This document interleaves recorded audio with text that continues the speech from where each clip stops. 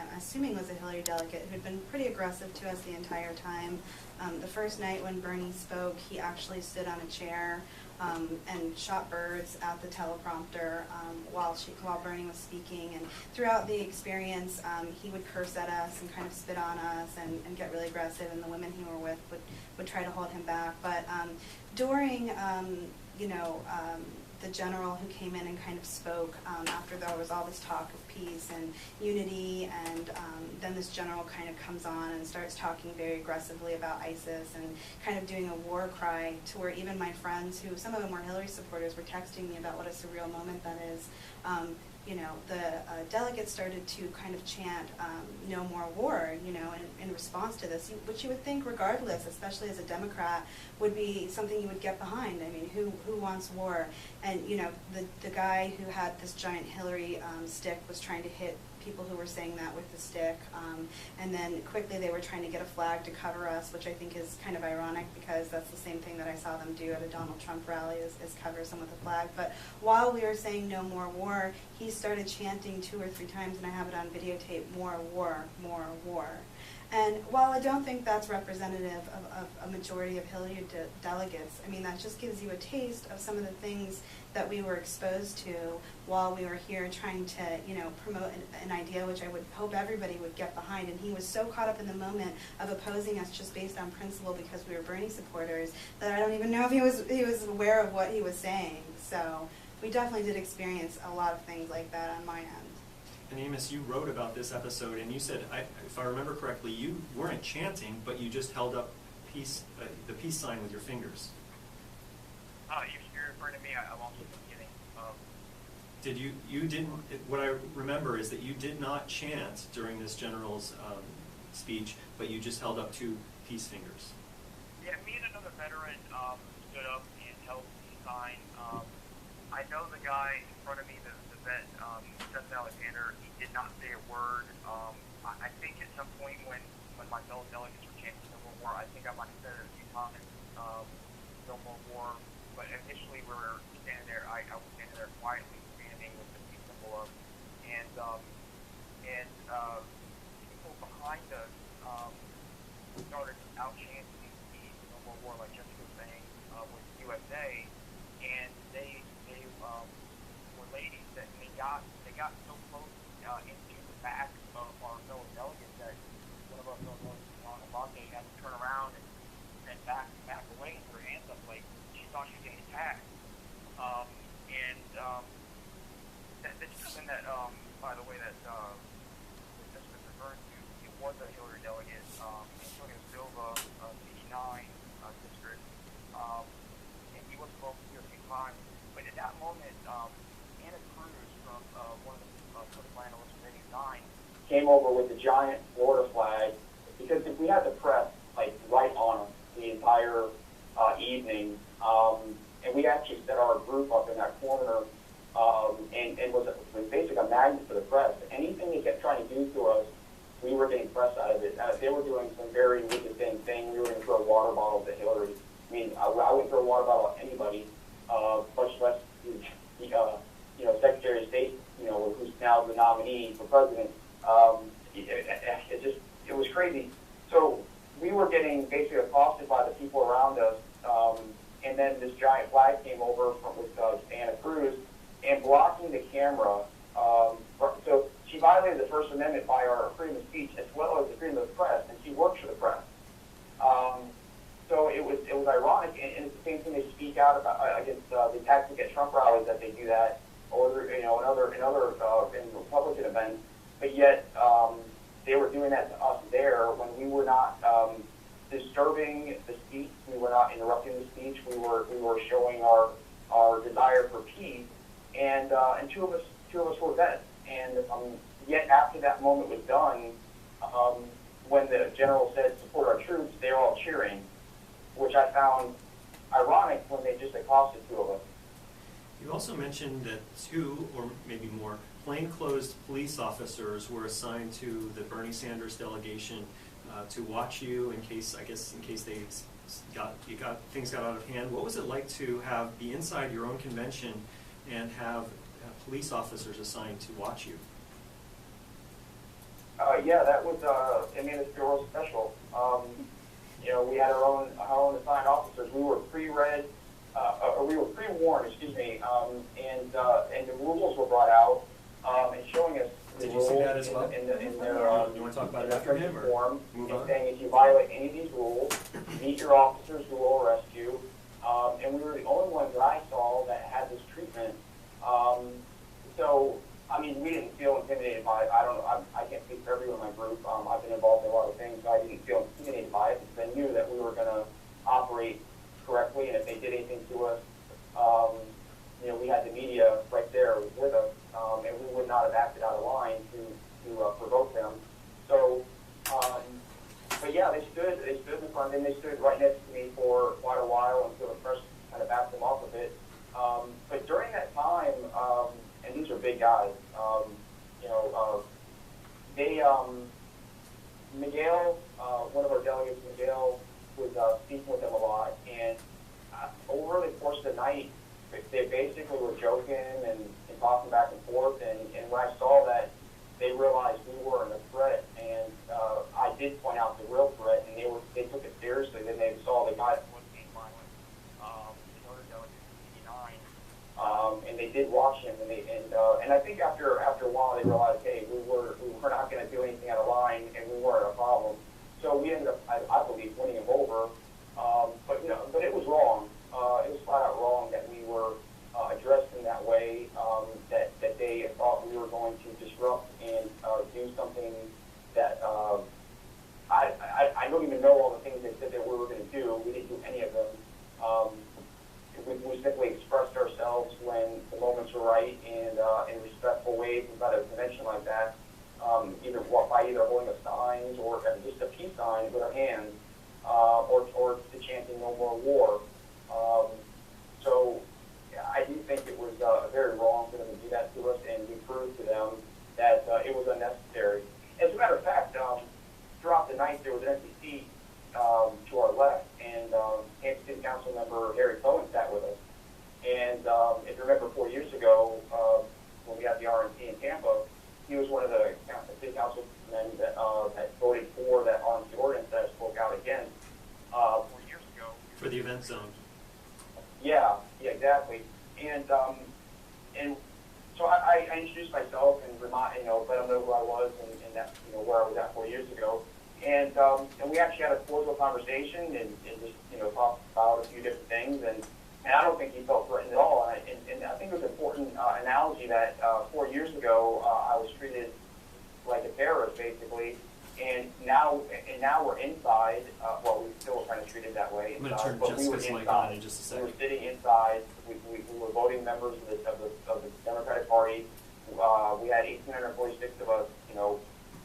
46% of the convention were Bernie delegates, and we established ourselves within the party that we're not going away. So I think it's a great analogy of the progress we've made in the last 4 years. And I think Terry even can say that I don't think he felt threatened at all by sitting in our group. Now, somebody did come and grab him and say, you gotta come over here and sit with us, like as if we're going to cause trouble. But I'm sure Harry would say that we were probably all acting, respectful. And yeah, he may not agree with some of the things we were saying, but I don't think he felt threatened at all. I mean, he was laughing and joking with us. So that was an interesting moment too. But yeah, I don't. The treatment we got was definitely not right. It wasn't fair. In fact, we should get an apology for a lot of the stuff that happened during especially that moment. Jessica, you experienced this as well. I did, and I had two different experiences, and I want to make sure, and kind of following up on what Amos is saying is, when this gentleman was being very volatile and we were kind of trying to let security know and let other people know, the immediate attitude that we got from some people is like, well, are you behaving? Are you behaving yourselves? And it's like, we're here in the Democratic Party demonstrating democracy. We're being critical. We're talking about issues. I don't understand how that's misbehaving. We haven't threatened. We haven't cursed. We haven't used any kind of bodily harm. If anything, we've just stood on the issues. But then I went and I talked to my Hillsborough County DEC chair, Ione Townsend, who's been extremely supportive this entire time of her Bernie delegates, and has done everything she could to support me. And she reacted immediately. She put me in touch with somebody who said, if this person continues to bother me, send me their picture. And, you know, so there are a lot of progressive people inside the DNC, even though they might be not as vocal or they might be a minority, who have come out in support and in general. And, you know, I think the takeaway, even though we're talking about and we're kind of traumatized by some of the frustration that we received, there's also a huge amount of support. People who are looking to embrace us, as Amos has said, people who have been waiting for us this entire time, you know, and have shown their support in a lot of different ways. You're listening to 88.5 FM. This is MidPoint. I'm Seán Kinane, the host of MidPoint Monday, and it's 12:48 in the afternoon. And if you'd like to call in, 813-239-9663, or you can email us at dj@wmnf.org, or text us at 813-433-0885. I'm going to go to a couple of emails right now. First one, Lloyd from Lakeland asks, well, he signs off, he says, Bernie Sanders 2016 stand fast. And he says, if Hillary Clinton had enough votes in the primaries to roundly beat Bernie Sanders for the nomination, why does she now say she needs Sanders' pathetic minority of voters to ensure she can win over Donald Trump? And before either of you answer that, maybe I'll start with Jessica, but before you answer that, I want to point out something that the New York Times pointed out, I think it was this morning, that 9% of the country voted for Hillary Clinton or Donald Trump. And they had this visually, and roughly a third of the country is not registered to vote. A third of voters are not, or voting eligible people are not registered to vote, and roughly a third didn't vote in the primary. And of the remaining third of the adults that did vote, you know, it was a total of 9% voted for Hillary Clinton or Donald Trump. So it's not like we have this huge mandate for either of those candidates. What's your answer to Lloyd's question? Why does Hillary Clinton feel it's so necessary to have Sanders' support? Well, honestly, I don't know if she does feel that way. I mean, I get some mixed messages on that. You know, sometimes it seems like it's important, and sometimes it seems like she's trying to reach out to us, and other times it seems like it isn't. And I think it really depends on how she's doing the polls that day, and how much of a chance she thinks that she has of winning, and what she thinks our demands are, and how, you know, reasonable they are at the time. So I have been getting some mixed signals, but I think that's an important part, is that people aren't voting in the primaries in general. People aren't talking about local elections, and part of what we want to do moving forward is get people engaged in what's going on around them. I mean, Bernie's message now is start running for local politics, start paying attention to school board races, start paying attention to city councils. We need progressive people on all those fronts. You know, and that's kind of what we're doing as far as our movement is concerned now, is getting people involved in the primary process, having them pay attention locally, and not just when somebody's running for president. The people who you're voting for, school board, who are going to, you know, have what a say in your child's future, educational future, affects your life a lot more immediately than who's voted for president right now. You know, and we're actually trying to start a Democratic progressive caucus here. There's the Democratic Progressive Caucus of Florida. It's hard to get those in the right order, but we're trying to get a chapter started in Tampa Bay, so that Sanders supporters who are frustrated and other progressives can actually come together, and we can start talking about the issues. We can do down ballots, meaning that we're supporting progressives all the way down the ballot, and not just in the presidential election. So we're taking our message, you know, a lot farther than just if Hillary's going to get us as her supporters or not. And this might be a good time to point out, before we move over to you, Amos, to answer that question, is today is the deadline to register to vote if you want to vote in the August 30th primary in Florida. So if you're not registered to vote, you can still register today, or if you'd like to change parties, because there are some primary, you can vote if you're not a member of the party. You can vote on the solar amendment that we heard about in the 10 o'clock hour. You can vote for school board and judges. But if you want to vote for U.S. Senate in a particular party, there's a primary race in the Democratic and the Republican primary, and if I'm not mistaken, there might be some Libertarian primaries as well. So if you want to register, change your registration to a party, or if you want to register to vote, today's the deadline to vote in the primary. Please vote. Let me, actually, I said I was going to go to Amos, but in the interest of hearing from more people, let me just go to a different question. Here's a text from the 352 area code. Disgruntled Bernie supporters must be forgetting that we have to overturn Citizens United before campaign finance reform can have a chance to begin. Unless Hillary is elected, we can forget about it, is part of what 352 says. Your thoughts, Amos? I don't know if the term disgruntled is appropriate. I don't know of anyone that's disgruntled. We went through the process. Yeah, we were sad that our nominee wasn't, our candidate wasn't chosen as nominee. But we stayed through the process, and we went through and we continued on, knowing after California that we didn't have to vote. So there was no illusion that we were going there expecting to nominate Bernie. We were there to be part of the process. So no, he's right. We got it. The work that we have to do is in front of us, and that's what we're here to do. And I would like to make a comment about that 9%. It's very clear from that last night of speakers who Hillary's reaching out to. She's not reaching out to the left. The speakers that were up there were right of center. Michael Bloomberg was able to speak. Nina Turner was not. Nina Turner was not allowed to speak. She was supposed to second the nomination for Bernie Sanders, and she was given no explanation of why she could not be there. I'm still trying to find out myself. I'm curious. But she was not allowed to speak just to second the nomination, where that last night Michael Bloomberg was able to talk about not supporting any party and being an independent, and he was speaking to the right of center. Other speakers that night were right of center. She's looking at those votes according to what's seen from the speakers. But I think she does need Bernie voters, but she's never reached out to us. She's not asked for a vote. Jane Sanders did a great interview at Rolling Stone. It sums up a lot. She really gets it. She's amazing. And she said that that Bernie worked hard to get people's votes. That she needs to do the same. And she has not yet done that. There was no meetings with Hillary. There was nothing set up to where we were reached out to at all, and there was an opportunity to do that. So I think she's reaching out to the right of center. I think it's also a mistake. If the Democrats want to win, they do need our vote. And as of right now, it's unfortunate, but the supporters are split many different ways. But getting them a solution, like Jessica's talking about, which I want to make sure we get to before we end this call, we do have today is the last day to register to vote. We do have Alan Grayson on the ticket. You have to be registered as a Democrat to vote him in.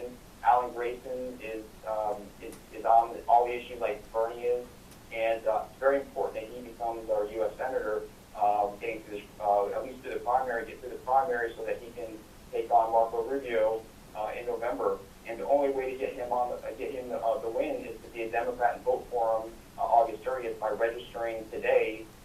And we do have other Democrats running in many other races that are good progressives. So I think it's critical that if you support Bernie and you support progressives, that if you've changed parties, please vote today, change back to Democrat, vote for your progressives. We're still fighting down ballot for all the progressives that we need. And there's other positive initiatives that we're working on moving forward. Amos, you mentioned Nina Turner. I kept seeing last week signs and hashtags, I'm with Nina. What was that all? I mean, you mentioned that she didn't get to speak, but who is she and why? Like, what's the I'm with Nina movement? She's one of Bernie's surrogate, big supporter, speaker for Bernie, senator from Ohio. Amazing woman. Basically, everyone that supports Bernie supports Cornel West, supports Nina Turner. And she was supposed to speak, not even give a speech, but just basically second the nomination, which I found out the next day. I was surprised at whoever seconded the nomination. Tulsi Gabbard initiated the motion before we voted, and then Nina was supposed to second it. And without any reason, she wasn't allowed to speak. Bernie wanted her up there. He was disappointed too, reading the report. And, but we don't know what happened. We don't know why she was not allowed to simply go out there and execute the nomination. So we don't have any answers there, but she was missing that night, and she's, you know, so she was not allowed to speak, maybe because they were worried about what she was going to say, but that Michael Bloomberg was. What does that say about our party? That raises a lot of questions. 813-239-9663. We're going to go to Steve in Clearwater. Hi, Steve. Good afternoon. I just wanted to say